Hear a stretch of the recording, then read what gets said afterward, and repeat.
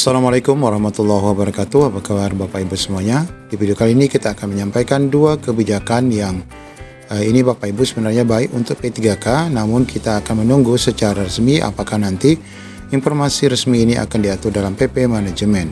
Bagaimana info lengkap terkait dua informasi ini? Simak video ini sampai selesai. Nah, sampai saat ini kita masih menunggu RPP Undang-Undang ASN tahun 2023 yang sampai saat ini belum diterbitkan oleh PAN-RB ya, dalam hal menggarap peraturan pemerintah terkait peraturan turunan dari Undang-Undang ASN yang baru. Nah, di sini kita akan sampaikan dua informasi yang ada kaitannya nanti dengan PP tersebut. Yang pertama adalah masalah TPP, kemudian yang kedua adalah masalah mutasi ya. Kita simak dulu satu persatu. Untuk masalah TPP di sini informasi baiknya kita sampaikan bahwa untuk masalah uang P3K dan PNS ini bisa full senyum. Ini berkaitan dengan apa yang dituangkan di dalam RPP Manajemen nantinya berkaitan dengan kesejahteraan dan kesetaraan ya PNS dan P3K. Undang-Undang Nomor 20 Tahun 2003 tentang ASN mengatur bahwa jenis tunjangan yang diterima P3K dan PNS akan disamakan. Sebagai ASN, P3K juga akan mendapatkan TPP atau tambahan penghasilan pegawai seperti layaknya PNS. Namun kita ketahui ada juga masih daerah-daerah yang belum memberikan TPP karena dalam regulasinya dikatakan TPP ini tidak bersifat wajib. Seperti yang diterapkan oleh pemerintah Oku Sumatera Selatan di mana Pemkab Oku mengucurkan dana TPP tahap 2 untuk PNS dan P3K itu sebanyak 20 miliar. Sama halnya kami di Kepulauan Riau Bapak Ibu, TPP ini untuk guru dapat ya 2,4 dan 2,7 ya per bulan Bapak Ibu ya, per bulan. Nilai TPP tahap 2 yang dicarikan adalah 20 miliar untuk 2 periode yaitu April dan Mei 2024 kata Badan Keuangan Aset BKD Oku Setiawan. Pemkab Oku sebelumnya juga telah mengucurkan dana TPP tahap 1 yang berjumlah 30 miliar untuk periode Januari, Februari, serta Maret. Mantap sekali ya. Per bulan dana TPP yang dikucurkan Pemkab Oku sebesar 10 miliar. Jadi totalnya adalah 50 miliar untuk 5 bulan. Dia menjelaskan dana TPP diperuntukkan untuk seluruh ASN, PNS, dan P3K di lingkungan pemerintah Kabupaten Oku yang telah memenuhi kriteria. Jadi Bapak Ibu perlu kita sampaikan bahwa kebijakan TPP ini sebenarnya tidak ada kaitannya dengan kriteria tertentu ya. Pada prinsipnya semua ASN baik PNS maupun P3K itu tidak ada penilaian untuk mendapatkan TPP ya. Ini perlu kita pahami. Artinya memang ini diterima menjadi hak oleh PNS dan P3K jika mereka sudah memegang SK. Dan ini memang tergantung kepada kebijakan daerah yang masih memiliki anggaran daerah. Pencairan dilakukan berdasarkan absensi elektronik pegawai guna menyesuaikan besaran dana yang diterima setiap abdi negara di wilayah itu. Nah, untuk guru di Kepri belum mengacu pada absensi. Sedangkan untuk tenaga teknis di Kepri memang sudah mengacu pada absensi. Ini ke depan tentunya memang akan ada absensi yang menjadi tolak ukur untuk pemberian TPP bagi rekan-rekan guru.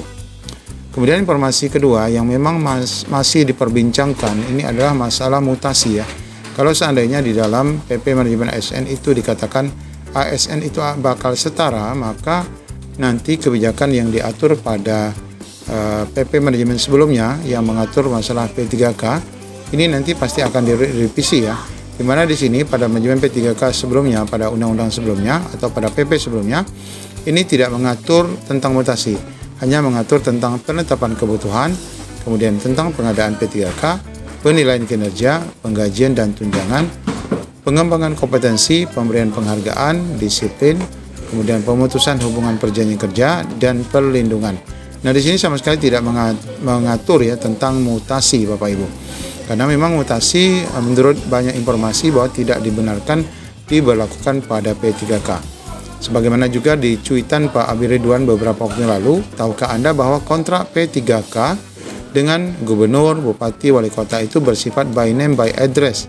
Kinerja tak sesuai atau minta pindah ke tempat yang kerja baru, maka itu berakibat kontrak berakhir. Jadi kontraknya itu adalah per periode sesuai dengan tempatnya, sesuai dengan tahunnya. Jadi kalau seandainya minta pindah itu berarti kontraknya dianggap putus ya. Salah satu mengapa ada P3K guru adalah agar tidak ada lagi yang meminta mutasi untuk menjaga supply dan demand.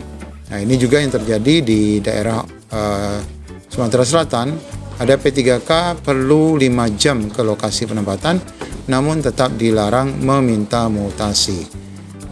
Palembang ya, para pegawai P3K di daerah Banyu Asin, Sumatera Selatan dilarang mengajukan usulan pindah ataupun mutasi ya. Ini karena memang belum diatur ya. Mudah-mudahan saja dalam PP nanti diatur, karena dianggap PNS dan P3K setara, maka harusnya ini juga diberlakukan mutasi.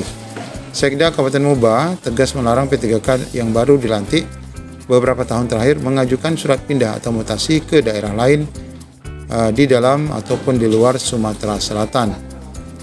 Saya ingatkan 2.340 pegawai yang diangkat menjadi P3K di lingkungan Pemkab Muba dilarang mengajukan mutasi hingga 5 tahun, kata Sekda. Dia mengatakan secara aturan P3K tidak boleh mengajukan mutasi selama 5 tahun sejak dilantik. Aturan itu sudah sesuai dengan ketentuan yang berlaku. Saya mengajak seluruh pegawai yang baru beberapa tahun diangkat untuk tidak meminta mutasi dan mematuhi aturan.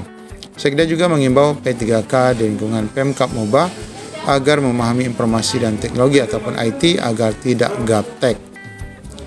Hingga Juli 2024 ini, hampir 80% pelayanan administrasi kepegawaian menggunakan perangkat IT. Jadi kalau teman-teman P3K tidak mengikuti perkembangan, nanti akan susah sendiri dalam mengaplikasikan pekerjaan sehari-hari. Nah, salah seorang guru di SD Negeri Muara Baru, Kecamatan Bayung Lencir, Muba, yaitu Asif Kurnia, mengaku sangat senang dirinya bisa diangkat menjadi P3K tahun lalu. Asif bersyukur mendapatkan kesempatan mengikuti orientasi P3K dan mendengarkan langsung pengarahan dari Sekda pada Juli 2024 ini. Terima kasih Pak Sekda untuk pembekalan kepada kami. Kami akan bekerja semaksimal mungkin. Dia mengungkapkan kendala yang dihadapi dalam menuju ke tempat lokasi, yakni akses yang jauh untuk menempuh lokasi. Namun dia tetap senang mendapatkan kejelasan status setelah diangkat. Saya harus menempuh perjalanan sekitar 5 jam untuk ke lokasi mengajar, karena harus melewati jalur ke Jambi terlebih dahulu. Saya berharap semoga akses infrastruktur jalan dan jembatan nantinya bisa dibangun ke lokasi tersebut, di mana tempat saya mengajar yang jaraknya sangat jauh, agar menjadi lebih singkat. Nah, ini ya Bapak Ibu nasib daripada rekan-rekan guru yang memang secara aturan sampai saat ini dalam PP manajemen kita tunggu belum ada aturan terkait mutasi sebagaimana yang telah ditetapkan di dalam PP terdahulu ya, PP 48 tahun 2020. Semoga ada kebijakan yang menggembirakan nantinya. Kita tunggu sama-sama PP manajemen ASN yang segera diterbitkan. Demikian, Assalamualaikum warahmatullahi wabarakatuh.